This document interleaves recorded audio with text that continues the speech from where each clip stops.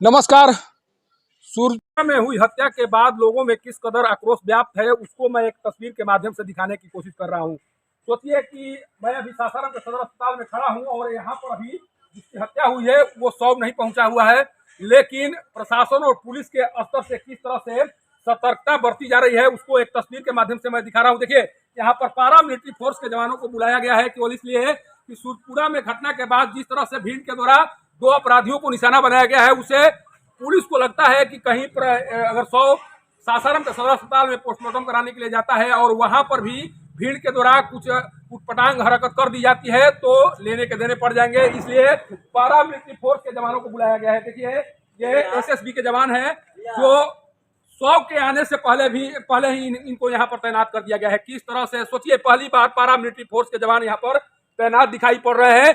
इस तरह का नजारा सासाराम के सदर अस्पताल में कभी दिखाई नहीं पड़ा था कि पारा मिलिट्री फोर्स के जवानों को बुलाना पड़ा हो, किसी 100 के आने से पहले पारा मिलिट्री फोर्स के जवानों को बुलाना पड़ा हो।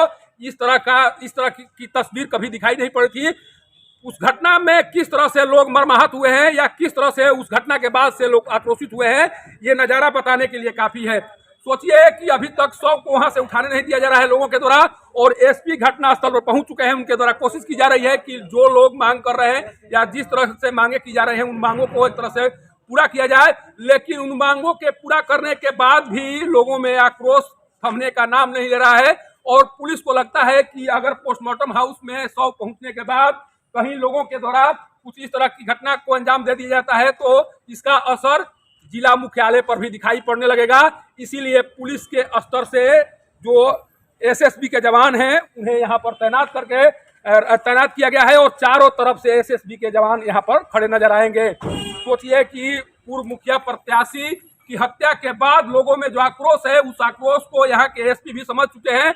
उन्हें लगता है कि एहतियात के तौर पर सतर्कता नहीं बरती गई तो हो सकता है कि अभी दो अपराधियों की हत्या हुई है, भीड़ के द्वारा कुछ और न कर दिया जाए। इसी के मद्देनजर ये सारी तैयारी यहाँ पर दिखाई पड़ रही है और ये पक्के तौर पर कहा जा सकता है कि जिस तरह से दिन दहाड़े ये घटना हुई है और जिस तरह से दिन दहाड़े एक पूर्व प्रत्याशी की हत्या की गई है, उसे साफ लग रहा है कि रोहतास में विधि व्यवस्था नाम की कोई चीज नहीं रह गई है।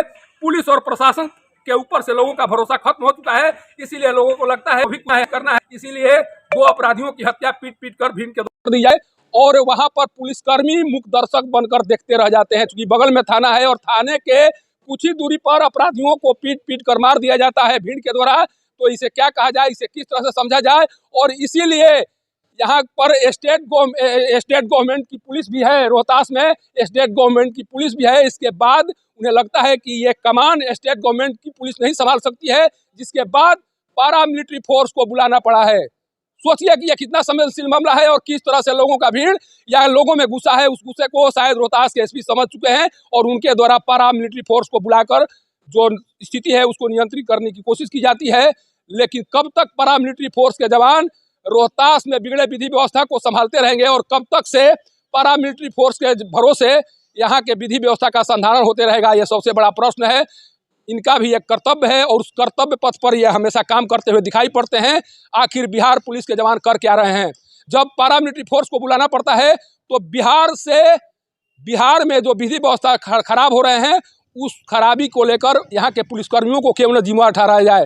थाने से महज कुछ मीटर की दूरी पर हत्या होती है तो पुलिस की लापरवाही उजागर हो रही है और इस पुलिस की लापरवाही के कारण आज जो मामले सामने आए हैं उस मामले ने पूरा बिहार को गर्म करके रख दिया है।